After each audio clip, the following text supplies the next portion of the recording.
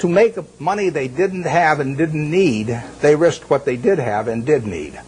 And that's foolish. That is just plain foolish. It doesn't make any difference what your IQ is.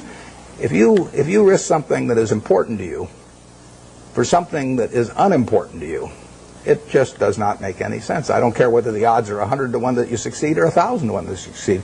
If you hand me a gun with 1,000 chambers, 1,000,000 chambers in it, and there's a bullet in one chamber, and you said, put it up your temple, how much do you want to be paid to pull it once? I'm not going to pull it. You can name any sum you want, but it doesn't do anything for me on the upside, and I think the downside's fairly clear. So I'm not interested in that kind of a game, and yet people do it financially and without thinking about it very much. There was a great book. It wasn't a great book. It was a great title. There was a lousy book written once with a great title by Walter Gutman. The title was "You Only Have to Get Rich Once." Now, that seems pretty fundamental, doesn't it? What difference if you've got $100 million at the start of the year and you're going to make 10% if you're unleveraged and 20% if you're leveraged 99 times out of 100? What difference does it make at the end of the year whether you've got 110 million or 120 million? It makes no difference at all. I mean, if you die at the end of the year, the guy that writes up the story may make a typo and he may say 110 even if he had 120, so you've got nothing at all. It makes absolutely no difference. It makes no difference to your family, it makes no difference to anything. And yet the downside, particularly managing other people's money, is not only losing all your money, but it's disgrace and humiliation and facing friends whose money you've lost and everything. I just can't imagine an equation that makes sense for. And yet 16 guys with very high IQs who are very decent people entered into that game. And I think it's madness, and it's produced by an over-reliance to some extent on things.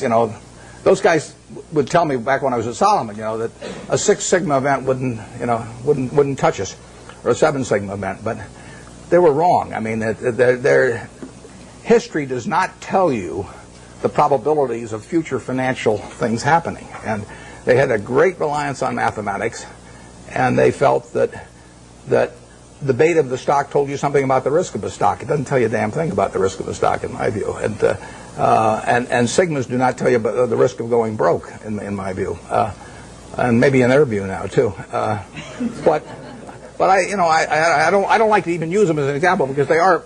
I mean, the same thing in a different way could happen to any of us probably, where we really have a blind spot about something that's crucial because we know a whole lot about something else.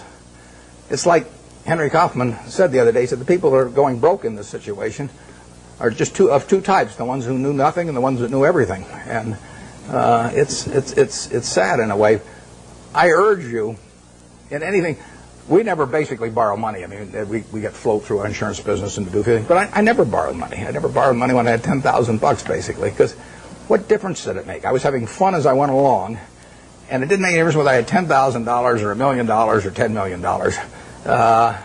Except if I had a medical emergency or something had come along like that. But I was going to do the same things when I had a lot of money as when I had very little money.